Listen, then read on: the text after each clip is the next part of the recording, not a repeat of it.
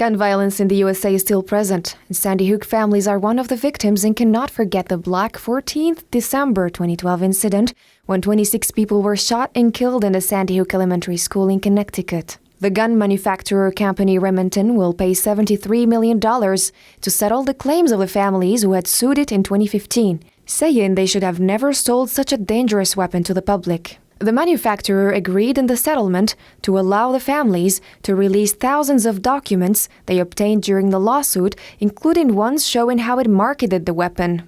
Josh Koskoff, a lawyer for the families, said at a media conference announcing the settlement on Tuesday that the plaintiff's focus was not on the money, but to prevent future mass shootings. But this case was never about damages in the sense of compensation.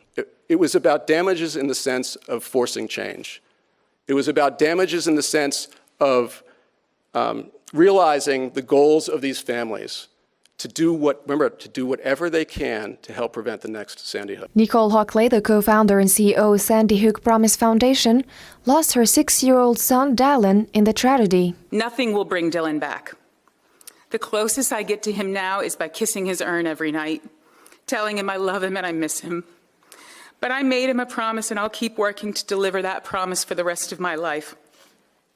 My hope for this lawsuit is that by facing and finally being penalized for the impact of their work, gun companies, along with the insurance and banking industries that enable them, will be forced to make their practices safer than they've ever been, which will save lives and stop more shootings.